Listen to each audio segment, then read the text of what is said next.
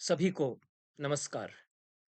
भारतीय काव्यशास्त्र की विकास यात्रा के 5 चरणों की मैं चर्चा करता रहा हूँ और भारतीय काव्यशास्त्र की विकास यात्रा शीर्षक से मेरे व्याख्यान भी इस चैनल पर उपलब्ध हैं।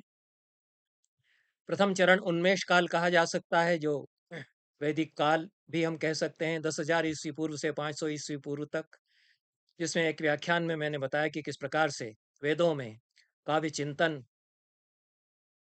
से संबंधित सूत्र मिलते हैं, ऋषियों का चिंतन मिलता है और अलंकार तथा अन्यान्य जो काव्य शास्त्र की कोटियां हैं उन पर भी महत्वपूर्ण विमर्श वेदों से निकल करके आता है, वैदिक साहित्य से निकल करके आता है। द्वितीय चरण व्यवस्थापन काल है, जो 5वीं ईस्वी ईस्वी पूर्व से 500 ईस्वी तक है। तृतीय चरण विस्तार काल है, जो 500 ईस्वी से 1200 ईस्वी तक विस्तारित है। चतुर्थ चरण प्रसार काल है, जो 1200 ईस्वी से 1800 ईस्वी तक है। पंचम चरण पुनरुन्मेष काल है, जो 1800 ईस्वी से आज तक प्रसारित है। अभी मैं प्रथम चरण की ही चर्चा अपने कुछ व्याख्यानों में कर रहा हूँ और पिछला व्याख्यान जो 12 मई को इस श्रृंखला में मैंने प्रस्तुत किया है, उसमें वाल्मीकि रामायण का क्या संबंध रहा, भारतीय काव्य शास्त्र की इस विकास यात्रा के प्रथम चरण में वाल्मीकि रामायण में किस प्रकार से हमको सूत्र मिलते हैं काव्य चिंतन के, रसों से संबंधित, काव्य के गुणों से संबंधित और लय की अवधारणा, पाठ्य की अवधारणा जो वहाँ पर आती है, उसमें किस प्रकार से काव्यशास्त्र की एक समझ रामायण के काव्यकर्ता की हमको समझ में आती है, इस पर मैंने चर्चा उस व्याख्यान में की है। आज के इस व्याख्यान में महाभारत और भारतीय काव्य चिंतन की परंपरा, इस पर मैं बात करूंगा। महाभारत भारतीय संस्कृति का विश्वकोश है और यन्न भारते तन्न भारते, यह हमारे यहाँ कहा ही जाता है। जो कुछ भारतवर्ष में है वह महाभारत में भी है और जो महाभारत में है वह सब भारतवर्ष में है, जो महाभारत में नहीं वह भारतवर्ष में भी नहीं, ऐसा पंडित परंपरा में कहा जाता है। और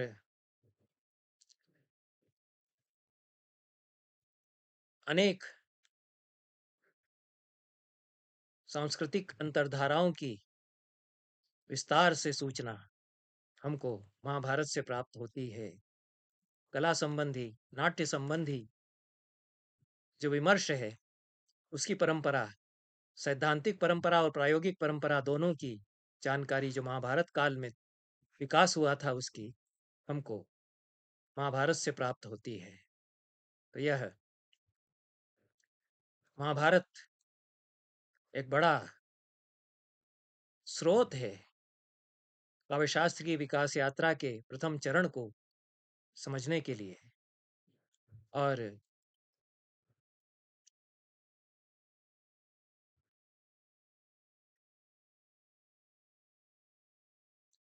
मनुष्य की महागाथा तो रामायण और महाभारत, ये दोनों ही ग्रंथ प्रस्तुत करते हैं। मैंने पिछले वक्तव्य में भी यह बताया कि कहा कि वैदिक काव्य मंत्र काव्य है और यह जो लौकिक साहित्य का उदय हुआ वाल्मीकि रामायण के साथ, उसका वैदिक मंत्र काव्य से व्यावर्तक यही है। उन दोनों के बीच में डिमार्केशन का बिंदु यही है कि उसके विषय मुख्यतया देवता होते हैं, वैदिक काव्य के, मंत्र काव्य के काव्य वह भी है, और इसका विषय मुख्यतया मनुष्य होता है।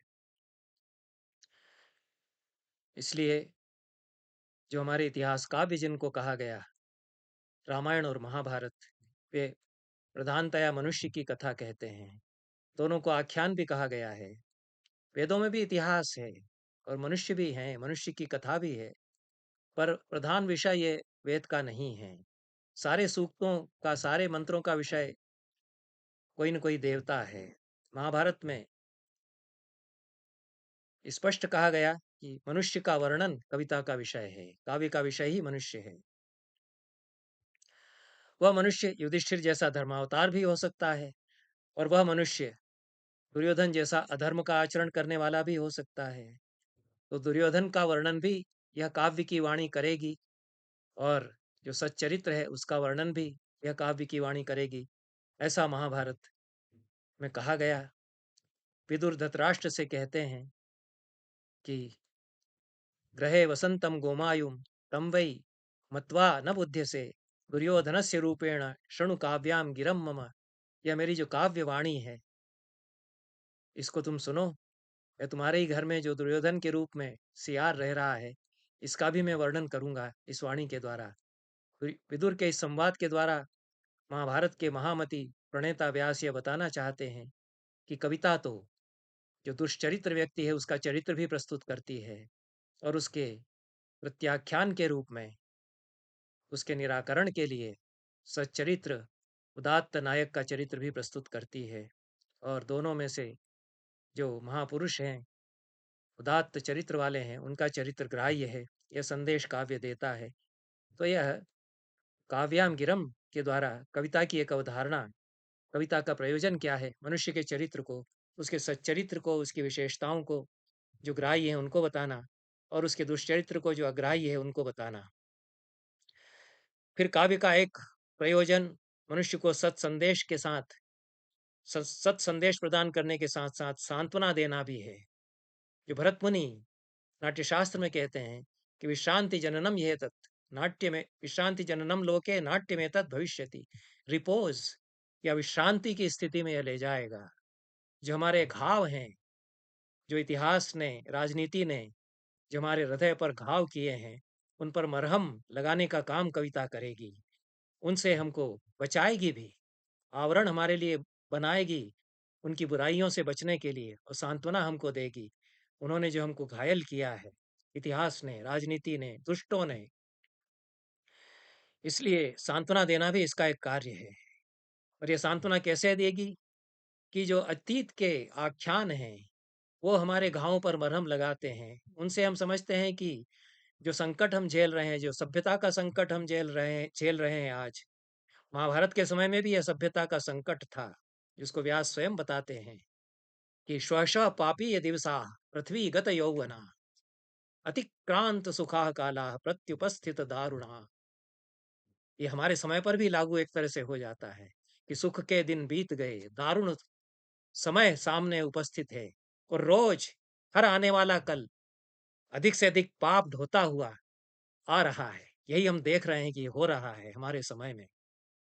क्या क्या नहीं हो रहा है, क्या गाली गलौज, गाली गुफ्तम, कितना गलीज उगला जा रहा है हमारे समय में। बहुत सारी अद्भुत बातें भी हमारे समय में हो रही हैं। महाभारत दोनों को बताता है। जो कुछ अद्भुत आख्यान हो रहा है, उसका नैरेटिव, उसका भी आख्यान महाभारत करता है।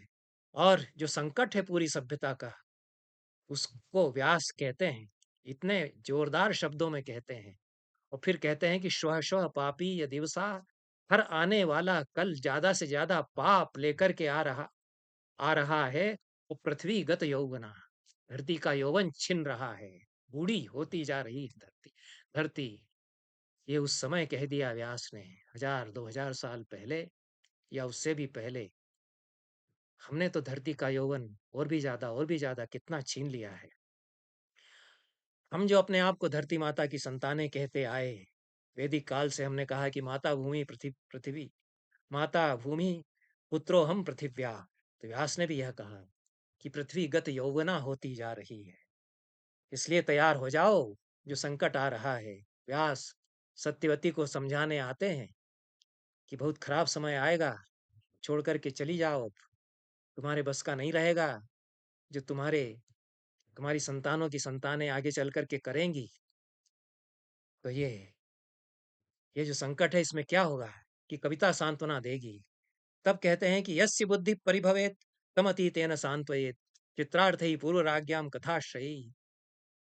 जिसकी बुद्धि पर ऐसा संकट है और दिग्भ्रम की स्थिति में जो चला जाता है, उसको अतीत की कथाओं से सांत्वना दे। इस तरह के संकट पहले भी आए हैं, इस तरह के संकट को हमारे पहले के पुरखों ने भी झेला है। तो विचित्र वृत्तांत वाले, विचित्र अर्थ वाले पहले के राजाओं की कथाओं के द्वारा उसकी बुद्धि को सांत्वना दे। कविता यह करती है, यह महाभारत इसके द्वारा बताता है। कविता का एक प्रयोजन यह भी है, और यह पूरे महाभारत में प्रयोजन चरितार्थ होता है। युधिष्ठिर बार बार अशांत होते हैं और फिर मुनियों से प्रश्न करते हैं कि मुझे कुछ बताइए, तो मुनि आख्यान सुनाते हैं।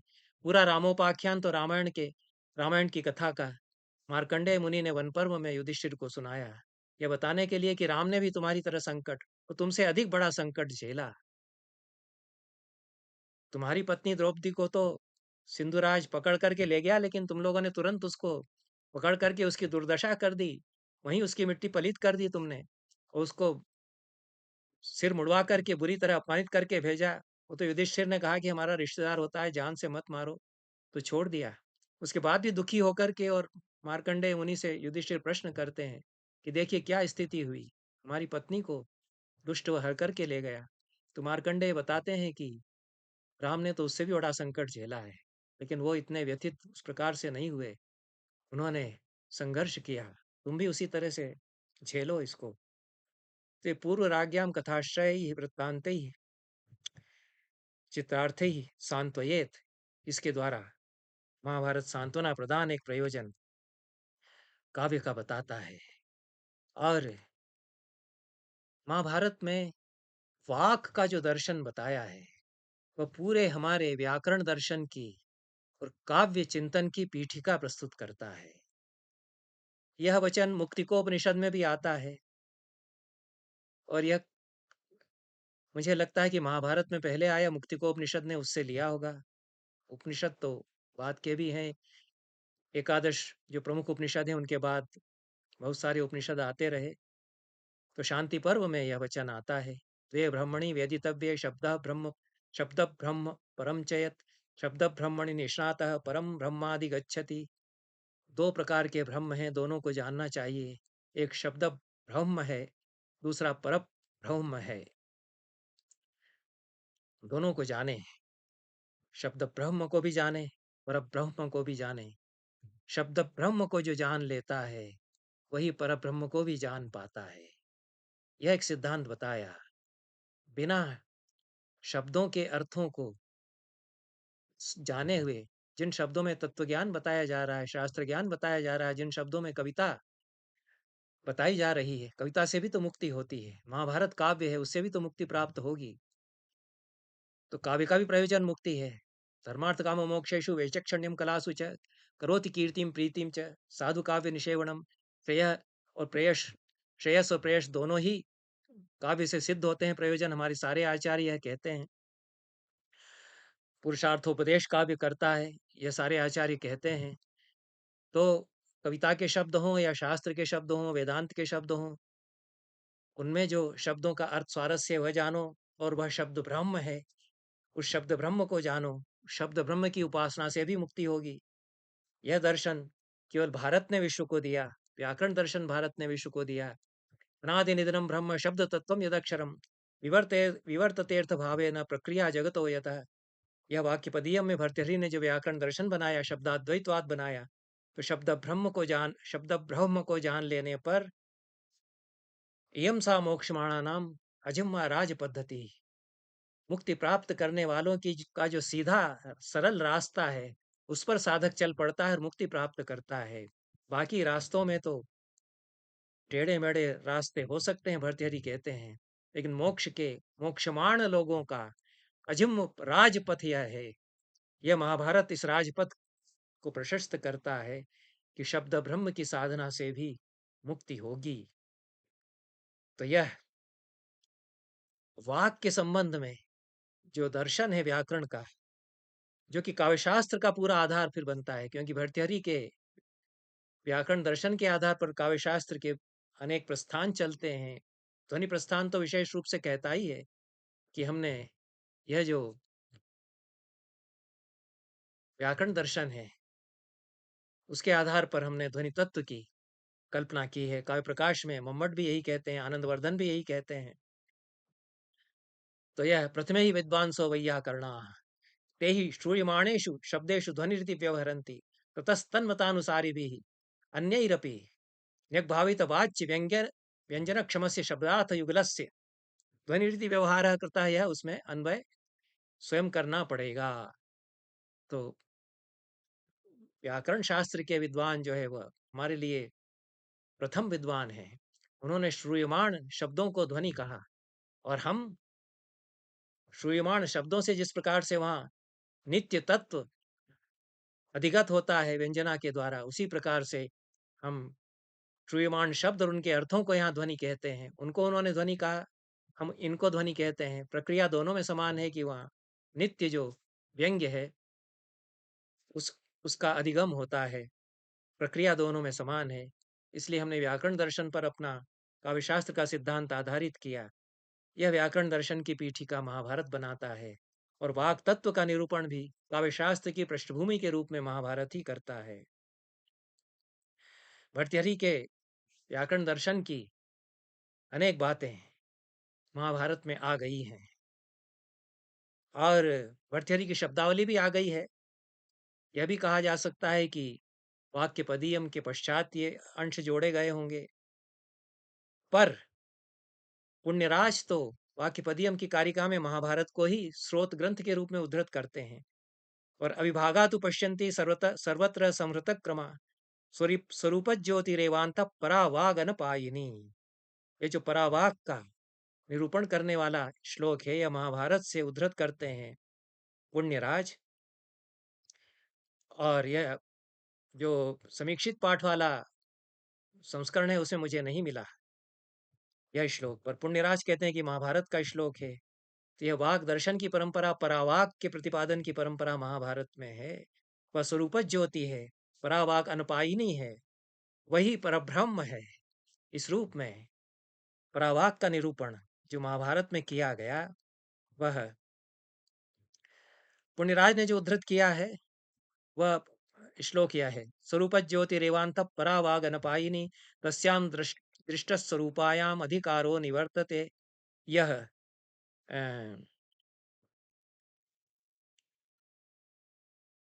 महाभारत का श्लोक है, ऐसा उन्होंने उद्धृत किया है। और जो मूल पाठ है वह अविभागा तो पश्यन्ति सर्वत्र संहृत क्रम स्वरूप ज्योतिरेवांत परावाग न पायिनी, ये वाक्य पदियम का है। दोनों में पूर्वार्ध लगभग वही है। और तारानाथ तर्कवाचस्पति जिन्होंने शब्दार्थ रत्नाकर लिखा, वह व्याकरण का बड़ा ग्रंथ है। और वाक्य पदियम के पश्चात और कौंड भट्ट आदि के ग्रंथों के पश्चात व्याकरण दर्शन का यह 19वीं शताब्दी के उत्तरार्ध में लिखा हुआ बहुत बड़ा ग्रंथ हुआ है। तारानाथ तर्क वाचस्पति प्रकांड पंडित हैं और अद्भुत पंडित हैं। वाचस्पत्यम भी उन्होंने बना दिया। वो तो A4 साइज से भी जो दुगनी साइज होती है, उसमें बारीक, बहुत बारीक अक्षरों में लगभग 6000 पृष्ठों में छपा हुआ ऐसा महाग्रंथ, विश्वकोशात्मक ग्रंथ है, शब्दकोश है, जो अकेले तारानाथ तर्क वाचस्पति ने बना दिया। 100 ग्रंथ उन्होंने उसके अलावा और भी लिखे और प्रकाशित किए हैं। छपाई भी उन्होंने की, रूप भी सारे उन्होंने देखे। ये ऐसे विद्वान हैं जो कि विश्व के 8 आश्चर्यों से भी ज्यादा बड़े आश्चर्य हैं मेरी दृष्टि में। क्योंकि कौन ऐसा काम कर सकता है, कौन अकेला आदमी ऐसा अपने बूते पर इतना बड़ा कार्य करेगा। देख देख करके बोल रहा हूँ। और ऐसे और भी पंडितों के उदाहरण हैं, संस्कृत पंडितों के 19वीं 20वीं शताब्दी में, जिन पर फिर मेरी पुस्तक पंडित इन मॉडर्न इंडिया, उसकी भी मैंने चर्चा की है, वह प्रकाशित है। तो ये तारानाथ तर्क वाचस्पति, उन्होंने जो महाभारत की पोथी देखी है, महाभारत तो उस समय प्रकाशित पूरी नहीं हो पाई थी, बंगाली संस्करण कोई था, और बड़ौदा ये समीक्षित पाठ वाला संस्करण नहीं उपलब्ध था, बम्बई संस्करण गीता प्रेस वाला संस्करण नहीं उपलब्ध था। तो उन्होंने यह उद्धृत किया है शब्दार्थ रत्नाकर में। और अनादि निधना नित्या वाग उत्सृष्टा स्वयं भुआ आदौ वेदमयी दिव्या यतः सर्वा प्रवृत्तयः। यह महाभारत का श्लोक है, ऐसा कहकर के उन्होंने वाक के निरूपण में इसको उद्धृत किया है। इस पर एक शोध कार्य है एक विदेश के विद्वान का। उन्होंने बताया है कि यह 12वें पर्व में 224वें सर्ग का श्लोक है, पर मुझे वहां मिला नहीं महाभारत में। और ये जो परा पश्यन्ति मध्यमा वैखरी, ये चतुर्विध सोपान वाक्य हैं, इन्हीं के आधार पर तो अभिनवगुप्त काव्य रचना प्रक्रिया बताते हैं, और इनका विनियोजन वे शिव दर्शन में लाते हुए इनको, और फिर पूरे काव्य दर्शन के क्षेत्र में इनका अ, इनकी उपादेयता बताते हैं। तो ये जो पूरी वाक चिंतन की परंपरा है, क्योंकि शब्द ही का तो उपयोग कवि करता है, और शब्द पर ही विचार वैयाकरण करता है। तो वैयाकरण जो कहेगा कवि, काव्य शास्त्री, उसकी ओर तो ध्यान देगा ही। तो बहुत सारे जो विमर्श हुए काव्य शास्त्र में, वह व्याकरण के विमर्श पर आधारित भी हुए। काव्य दोषों की अनेक कोटियां व्याकरण के चिंतन के आधार पर परिकल्पित परिकल्पित की गई। काव्य गुणों की कुछ कोटियां व्याकरण के विवेचन के आधार पर परिकल्पित की गई। काव्य रचना प्रक्रिया का पूरा विवेचन, यह जो वाक के सोपान है, इनके आधार पर किया गया। इसीलिए महाभारत में भी कविता के दोष और गुण साक्षात नाम लेकर के भी बताए गए। वह परंपरा, वाक का जो विवेचन महाभारत में आ गया, सैद्धांतिक विवेचन आ गया, उसकी उसी उसकी क्रमिकता में ही है। और वाणी के कविता के गुण दोषों पर कुछ नाम भी उसी प्रकार के मिलते हैं, जो काव्यशास्त्र में काव्य के गुण दोष बताए गए हैं, वे यहाँ पर आ गए हैं। तो सा लादयंती मनोगिरा, ये जो आह्लाद माधुर्य गुण में बताया जाता है, विशेषता उसकी, उसका आदि पर्व के 98वें अध्याय में वाणी की विशेषता बताते हुए कहा गया है, तस्याख्यान वरिष्ठस्य विचित्र पद पर्वणः। ये तो काव्य की विशेषता बताते हुए ही वैचित्र्य उसमें होता है। आख्यान, जो वरिष्ठ आख्यान महाभारत है, उसमें वैचित्र्य है, उसके पर्वों में वैचित्र्य है। विचित्रार्थमिदम आख्यानम, यह भी महाभारत में कहा गया, आदि पर्व में ही दूसरे सर्ग में।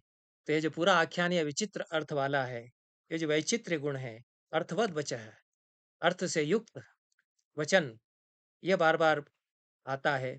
और काव्य के गुणों पर अर्थ्यम तथ्यम हितम युक्तम अनुक्तकम, ये पुनरुक्ति दोष जिसमें नहीं है, सार्थकता है। ये जो भामा दंडी वामन जो गुण बता रहे हैं, वे इसकी परंपरा में काव्य के गुणों का प्रतिपादन कर रहे हैं। हेतुमद वचः, यह भी महाभारत कहता है।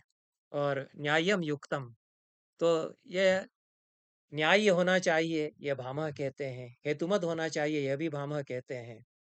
तो काव्यशास्त्र में जो कविता का निरूपण हो रहा है, ये शब्दावली महाभारत से फिर वहाँ पर संक्रांत हो रही है। और महाभारत में भी काव्य के लिए ही ये विशेषण बताए गए हैं। जो बहुत महत्वपूर्ण बात रामायण के संबंध में भी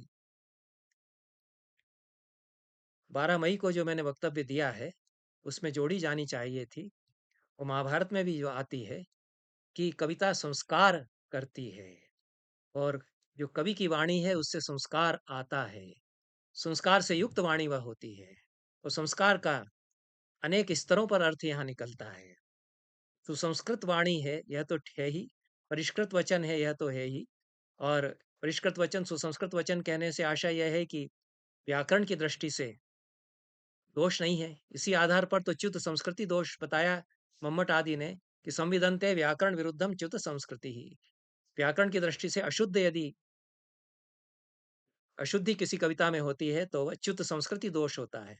तो संस्कृति से च्युत हो गया है काव्य, ऐसा कहा जाएगा। उसी को संस्कार से च्युत हो गया है, ऐसा भी कहते हैं। और संस्कार से युक्त वाणी यदि होगी, तो व्याकरण की दृष्टि दृष्टि से शुद्ध है, यह तो अर्थ होगा ही। लेकिन एक संस्कार भी उससे आता है, यह भी अर्थ वहां पर व्यास को और वाल्मीकि दोनों को अभिप्रेत है। तो संस्कारेण यथा हीनाम वाचमर्थांतरम गताम दुखेन बुबुधे हनुमान सीता मन अलंकृताम, ऐसा वहां पर अशोक वाटिका में हनुमान जब सीता को देखते हैं, तो मालोपमाओं का जो अद्भुत प्रयोग, एब्स्ट्रैक्ट सिमिलीज जिसको कहते हैं, अमूर्त उपमानों का जो अद्भुत प्रयोग वाल्मीकि ने वहां किया है, आशाम इव प्रतिहताम, श्रद्धा मूर्तिमयी में वह इत्यादि जो कहते हैं, प्रतिहत हो गई आशा के समान और टूट गए विश्वास के समान इत्यादि, सीता को देख करके हनुमान को ऐसा लगा। तो संस्कारेण यथा हीनां वाचमर्थांतरम गताम। संस्कार से रहित वाणी जैसे गलत अर्थ से जुड़ जाती है, उस तरह से सीता को देख करके पहचान नहीं पाए। दुख्यन बुबुधे सीताम हनुमान अनलंकृताम। कठिनाई से पहचान पाए कि ये तो सीता ही होंगी, क्योंकि वाणी भी जब गलत अर्थों से जुड़ जाती है तो कठिनाई से उसका अर्थ बोध हो पाता है। सीता भी दुष्ट बुद्धि लोगों के बीच में पड़ गई हैं, गलत लोगों के बीच में गिर गई हैं, राक्षसियों से घिरी हुई हैं। रावण उनको हर लाया है। रावण की उपस्थिति का बोध हमेशा बना रहता है।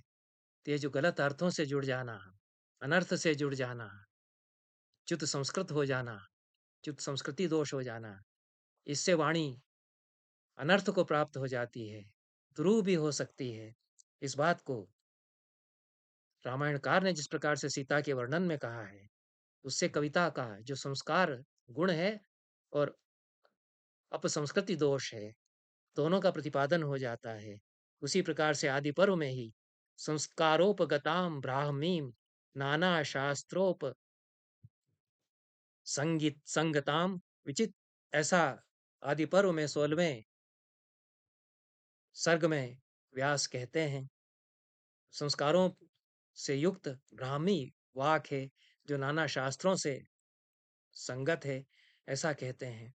वाणी के इस प्रकार के और भी विशेषणों के द्वारा कविता की विशेषताएं और इस आख्यान की विशेषताएं ये हैं, ऐसा व्यास कहते हैं। इन शब्दों के साथ किस प्रकार से महाभारत काव्यशास्त्र के सिद्धांतों का भी विवेचन स्पष्ट प्रत्यक्ष कथन के द्वारा करता है। पूरे काव्य में एक महान मानदंड आख्यान का स्थापित किया गया, शांतरस की स्थापना ही उसके द्वारा महाभारत का उदाहरण देकर के आनंदवर्धन ने की है कि शांतरस का सबसे बड़ा काव्य महाभारत है और शांतरस हो सकता है काव्य में। इस सिद्धांत की स्थापना ही महाभारत को सामने रख कर के उन्होंने बहुत विस्तार से विवेचन करते हुए की है। वह बात तो अलग है। मैं तो यहाँ केवल इतना ही कह रहा हूँ कि काव्य शास्त्र की जो पारिभाषिक शब्दावली है कि गुणों के नाम, दोषों के नाम और वाणी के स्तरों के द्वारा काव्य रचना प्रक्रिया, संस्कार की प्रक्रिया, कविता के प्रयोजन, इन सब पर साक्षात भी कथन महाभारत करता है। इसलिए यह जो 10,000 ईस्वी पूर्व से आरंभ होकर के 500 ईस्वी पूर्व तक काव्यशास्त्र की विकास यात्रा का प्रथम चरण है, इसमें रामायण और महाभारत इन दोनों ग्रंथों में काव्यशास्त्र की कोटियों का साक्षात परिगणन करते हुए काव्यशास्त्र के सिद्धांतों का भी विमर्श हम देखते हैं। सैद्धांतिक चर्चा भी दोनों ग्रंथों में हम देखते हैं। विशेष रूप से महाभारत तो चूंकि शास्त्र ग्रंथ माना ही गया, सारे आचार्य हमारे बताते हैं कि ये कविता तो बहुत बड़ी है ही, महाकाव्य तो है ही, लेकिन यह शास्त्र ग्रंथ भी उतना ही बड़ा है।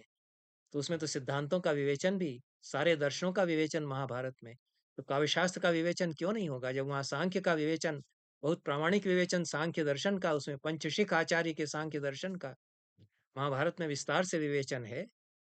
बड़ा सैद्धांतिक ग्रंथ और शास्त्र ग्रंथ भी हमारा वह है, हमारी परंपरा का कदाचित सबसे बड़ा शास्त्र ग्रंथ वह हमारी पूरी परंपरा का है। तो काव्यशास्त्र, अनेक शास्त्र उसमें समा गए हैं, तो काव्यशास्त्र तो उसमें है ही। इसलिए महाभारत का अध्ययन काव्यशास्त्र की परंपरा के संपूर्ण अवबोध के लिए आवश्यक है। यहीं पर समाप्त करते हैं इस चर्चा को। बहुत बहुत धन्यवाद।